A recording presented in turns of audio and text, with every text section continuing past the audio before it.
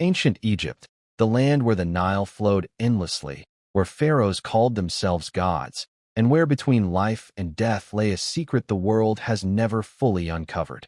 We have always known Egypt for its grand pyramids, its golden tombs, and its majestic queens, but behind that glittering surface existed rituals so hidden and controversial that historians for centuries chose not to record them. Among these were the secret ceremonies performed within the walls of the great temples, closed to the public, guarded by priests and sacred women, and sometimes attended by the pharaoh himself. These were not mere acts of worship. They were rituals of fertility, power, and divine connection. Dedicated to the goddesses Hathor and Isis, these ceremonies often revolved around a sacred union, in which the pharaoh or high priest, believing himself to be the earthly representative of the gods, would unite with a consecrated woman to ensure the prosperity of the land and the fertility of the soil. What appeared to be religion was, in truth, a carefully crafted performance of political control and divine legitimacy. In ancient Egyptian belief, the pharaoh was not simply a ruler, but a living god. His physical strength and vitality were seen as extensions of the god's cosmic power. Each year, a ritual known as the renewal of power was performed to reassert this divine bond. During this ceremony, the pharaoh was declared the son of Ra, the sun god, and his very body was viewed as a vessel of creation and life. Some ancient writings even suggest that the pharaoh's sacred seed was symbolically offered to the gods as a source of fertility for the kingdom. Thus, these rites were not only spiritual but deeply political, reinforcing the divine right of the pharaoh to rule. The women who participated in these ceremonies were known as wives of the gods. They lived secluded within temple walls, trained from childhood to embody the divine feminine. They were taught sacred songs, dances, and the use of perfumed oils meant to awaken divine energy within them. Cloaked in white linen, adorned with gold, they sang hymns before the statues of goddesses, anointed their bodies, and performed secret acts of devotion by torchlight, within chambers where no ordinary person could ever enter. What they called worship was, in truth, a mystical fusion of body and spirit, a ritual meant to bind human life to divine creation. To the Egyptians, life and death were not opposites, but two halves of the same circle. Death was not an ending, but a rebirth. When a pharaoh or high priest died, their body underwent a series of rituals that were believed to preserve not only the soul, but the sacred power within the flesh. The process of mummification was not just about preservation. It was a spiritual ceremony. Oils and chants used during these rites were the same as those used in fertility rituals, implying that, for the Egyptians, the creative and sexual energy of life was the same force that ensured immortality after death. The Egyptian art of magic, Heka, was the science of creation itself. It was believed to be the language of the gods, allowing priests to command energies, communicate with spirits, and invoke divine power. Many ancient scholars now believe that the hidden meanings of these spells contain symbolic references to sexual and creative energy, the primal force of life. To the priests, Heka was not dark sorcery but the ultimate expression of the divine will, the creative spark from which gods and humans alike drew power. After every sacred ritual came the final act, the oath of silence. Every participant, whether priest or woman, swore never to reveal what had taken place inside the temple. What happened there belonged only to the gods, never to mortals. And so, for thousands of years, the sands of Egypt buried these secrets. Only faint traces, carvings on temple walls, fragments of papyrus, and mysterious statues, remain to hint at what once transpired behind the veil. Through those fragments, one can glimpse a civilization that saw creation, power, and the body as one, where physical union and divine worship were indistinguishable, and where every breath, every touch, was an offering to eternity itself. All of it took place in flickering torchlight, within chambers scented with incense, surrounded by chants that faded into silence. And when it was over, the torches were extinguished, leaving behind only smoke. The last whisper of a secret dissolved into the air above the Nile. This was the silence of Egypt, the hush of the ancient gods, buried for millennia beneath the golden sands, waiting for the day when their story would be rediscovered, and the world would remember that in Egypt, the divine and the human were never truly separate. The secrets of ancient Egypt did not end with its temples or its sacred unions. They extended deep into the foundations of its politics, its dynasties, and even its wars. Behind the glory of the pharaohs lay an invisible order of priests, alchemists, and spiritual advisors who preserved knowledge far older than the pyramids themselves. These men and women were the keepers of what they called the breath of Ra, a hidden force believed to control life, death, and fertility. They understood that the body and the spirit were mirrors of the universe, and that by mastering both, one could touch the essence of the gods. But this knowledge was not for everyone. It was guarded by bloodlines and secret initiations that took place in the heart of Egypt's oldest temples, under the cover of night, when even the wind from the Nile dared not whisper. It is said that before a priest could enter the innermost sanctuary, he had to renounce his mortal name and accept the divine title, binding his soul to eternity.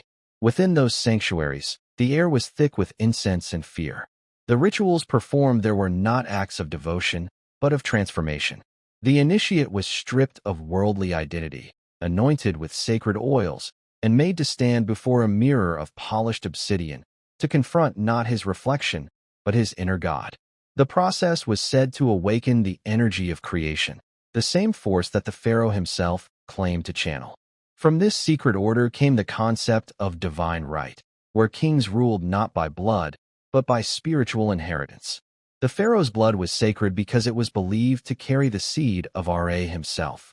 When the pharaoh mated with the wife of the god, the ritual was more than symbolic. It was a reenactment of cosmic creation, ensuring that the universe would remain in balance. Yet this divine act was also deeply political, for through it, the priests controlled the very lineage of power. Those who participated in these rites were bound by silence, for to speak of them was death. The oath of Heka forbade the revelation of divine mysteries to the uninitiated, and those who broke it were said to be cursed, their souls lost between worlds, denied both life and afterlife. As Egypt grew wealthier, its temples became empires within empires. Gold from Nubia, cedar from Lebanon, and incense from Punt flowed into the sacred treasuries. The priests of Ammonius and Ra grew so powerful that even the pharaohs feared them. It was whispered that some priests used the old rituals to control the rulers, intoxicating them with sacred drinks, clouding their minds with visions, and binding them through secret oaths. The line between divine communion and manipulation blurred until no one could tell whether the pharaoh commanded the gods or the gods commanded him.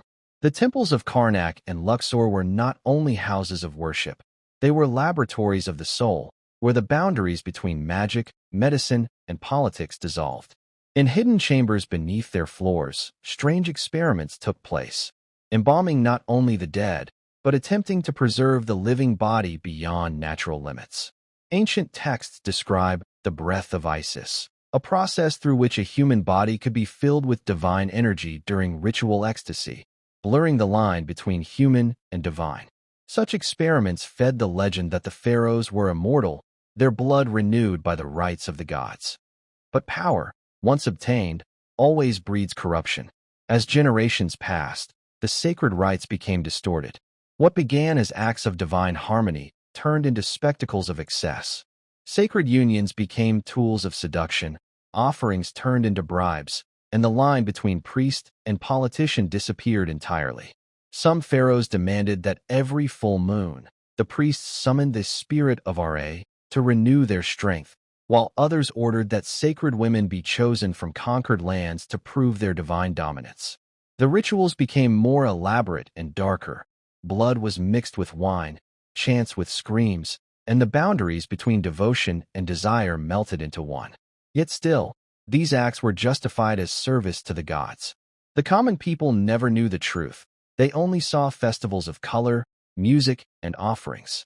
Behind those golden doors, however, Egypt's divine order was slowly rotting. The priests kept records on papyrus scrolls written in a code only they could read. These scrolls, later hidden or destroyed, spoke of ceremonies where the pharaoh's essence was transferred to statues or sacred relics, objects believed to hold the spark of immortality.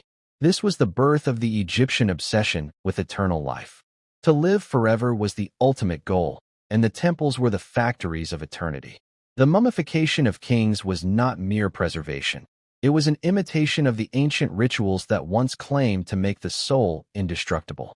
Every cut, every oil, every prayer had meaning, echoing the sexual and spiritual acts that mirrored creation itself.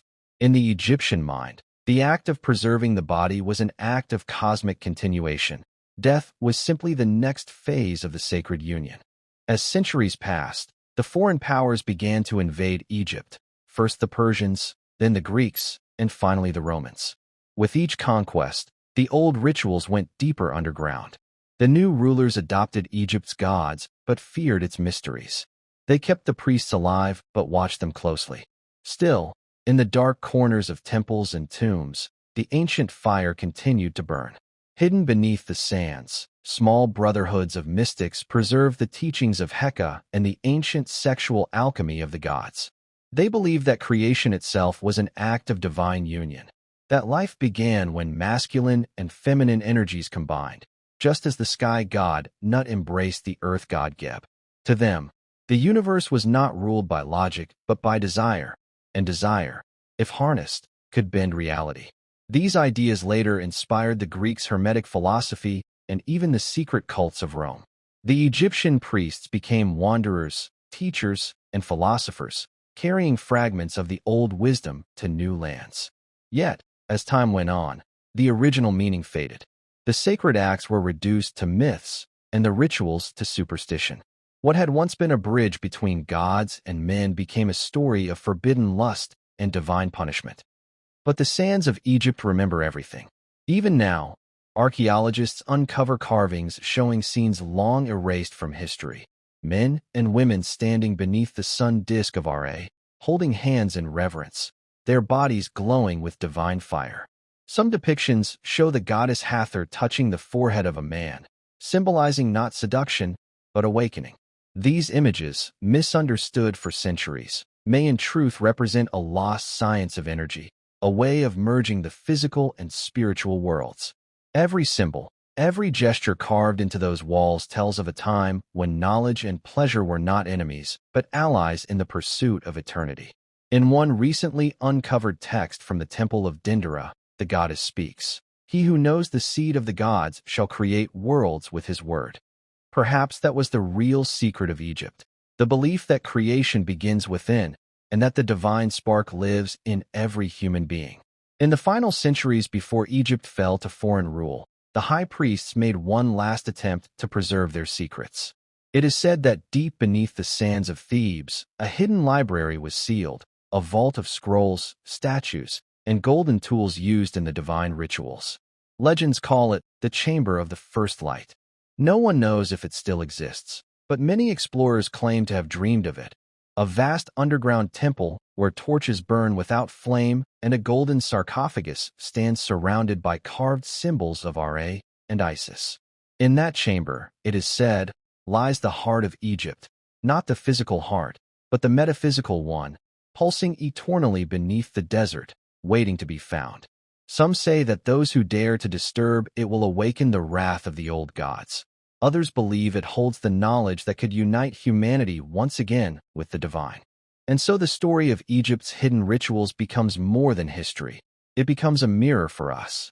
For what the ancients sought in temples of stone, we still seek in the temples of our own hearts. The secret of creation, the bridge between flesh and spirit, the eternal flame that neither time nor death can extinguish. The sands may have buried the voices of the priests, the faces of the goddesses, and the golden altars of their worship, but their message still whispers through the wind over the Nile, that divinity is not above us, but within us.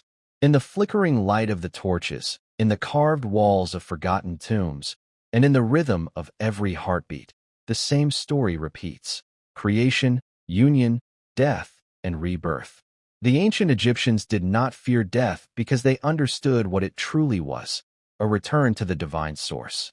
Perhaps that is why even today, when we stand before the pyramids, we feel not just awe, but a strange familiarity, as if some part of us remembers. The story ends where it began, with silence. The oath of the priests still holds power, not because it forbids speech, but because it reminds us that some truths cannot be told. They must be experienced. In the end, the hidden rituals of Egypt were not about sin or pleasure or power. They were about remembering the origin of all things. The pharaohs, for all their arrogance, understood one truth, that to become eternal, one must first unite with the source of creation. Their temples were mirrors of the cosmos, their rituals reflections of the divine act of existence itself. When the torches were extinguished and the chants faded into the dark, only the soft hum of eternity remained. The gods did not die with Egypt, they merely changed their names, waiting in silence for the day humanity would listen again. And if you close your eyes by the banks of the Nile, you may still hear it, the echo of a forgotten prayer carried by the wind, whispering across the sands. We were never gods, but we walked among them.